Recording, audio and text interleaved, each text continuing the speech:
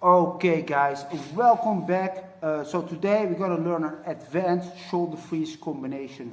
Now to do that we first have to do the shoulder freeze and I'm going to link in the description the tutorial to do that. But I am going to gloss over it just to save you some time so you don't have to watch that other tip, or hopefully you got a shoulder freeze. So the trick to shoulder freeze is to lock your arm out like this and push your head to the side. So you can lay on this full part. Often people do the shoulder freeze like this and they sort of try to hang there and all the time fall back. No, you need to leave this hand here. And when you fall back to the front, you can literally push with your shoulder and hand on the floor to keep that balance, to basically never fall back. Well, some people find this freeze hard, but for me, literally the easiest freeze, I'm just laying here, right? So that's the key to a good shoulder freeze. Also, sometimes people lay slightly behind their shoulder. It's not really wrong, but it's way better if you lay on the front of your arm. You just have better control, and it's the way to do it properly, guys. So that's a quick summary, but you can watch the video in the tutorial. So what we're going to do today is actually learn to go up from a sitting position. So I'm going to sit in this sort of wide stance, and what I'm going to do is make a swoop to the back with my arm till my shoulder sort of drops. So from the back you sort of see that I make a circle with my arm. Then I'm going to turn around and throw it to the shoulder freeze. So basically all I'm doing is pushing off with my feet, but obviously you do it very smoothly. Now this hand, you can leave it outstretched, but it's a lot easier if you bend it in. So you have that full balance. Like I said, you can work against it. So from the sitting position, I'm going to make this transition here. Now here we're going to make it a little bit more advanced, so half of you know what threading is. But as you can see, I have this foot here. I'm going to pull the other leg in and pull that over. That's a single thread like this. So in this way, this is very easy, right? You can practice this many times. And the idea is that you know many of these, so you can easily play around with it. So that's the first part. You're going to move to the back, grab your toe, pull it over the other one. Now here, pull this leg, pull this foot in. Of this leg, pull it in so you can easily go over. Now what I'm going to do now is connect my knee and my foot. And let's go with the foot, like this. And I'm going to stick this in between.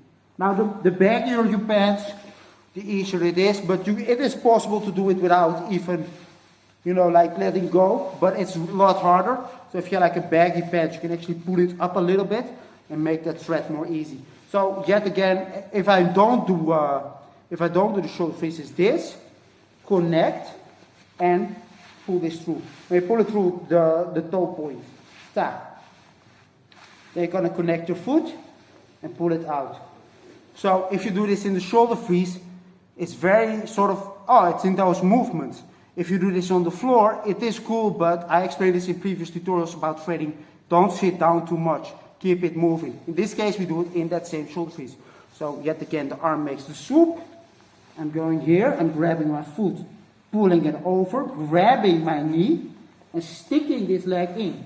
Here I'm going to connect my foot with my hand and pull it out like this.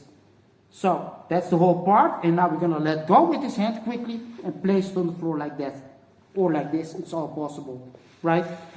So basically it's quite a complicated thread, and you do this in the shoulder freeze. Now, don't do these movements too fast, because what will happen is this kind of shit. You get stuck. But don't do it too slow either. You simply train it till it's mastered. As long as you can hold that shoulder freeze with ease, and that's in that lock and that's working and practicing a little bit, you can do this, right? So, let's try everything together a little bit faster. Entering the move, transitioning here, there, and there's the freeze. Now we can go out however we want. As an example, I can grab both these and stick my leg through to yet again the thread. In this case, it's kind of cool to pull up. To do that, you have to kick hard with the legs and extend the arms rapidly. For instance, go on your head, on your elbow, or to your hands. I actually did a tutorial shoulder freeze to handstand. And all the time, the trick is sort of the same, that it needs to be rapid and explosive movement. If it's not, if you're very strong, you can still do it. But the idea is that you sort of pop up in these movements, and it's a split second, and you stick that arm out. So in this case, let's do a simple elbow freeze, just because it's cool. All the same transitions are there, right? So it's this one, that one, move it. Clap, right? From here. Elbow freeze, right? So then obviously you're not done from the elbow freeze. You're going to continue with your little combo and do whatever you want. But that's sort of the idea. If you think like, man, I can't do that. I can't go up. I find it very hard to go to my head even. That's a pretty easy one. There's actually a trick that's sort of easier if you have the basic freeze down. When you're on your shoulder, you literally place your hand on the floor and lean into your side freeze like this. And from the side freeze, obviously you can do whatever you want, or windmill, whatever you like. So as always, sort of, I gave you now some threads. You can literally play around and do different ones. But like you want to flow on, and that's sort of what you do. I give you this transition, you work on those crazy combinations you're going to do with it. But that one is pretty easy. Another one that's quite easy is from a shoulder freeze. You can literally pull with this hand on the floor and make a little backspin or a windmill spin. So you can continue into power that way. There's endless possibilities here, right? So let's try it one more time, guys, and that is actually it. We're gonna sit. You make this swoop. So you can find all kinds of ways to get here. Maybe you can make a little transition, make a little swoop here. There it is. Connect, connect, connect, and touch. Do a little twist, right? Stand up.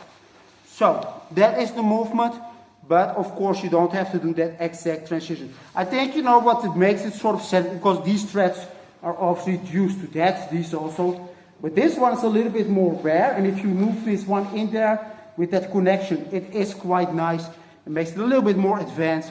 My advice to you is don't rush it. I know you want to move fast, I know you want to catch that music, but do it slow and clean, at least first, till you fully master it.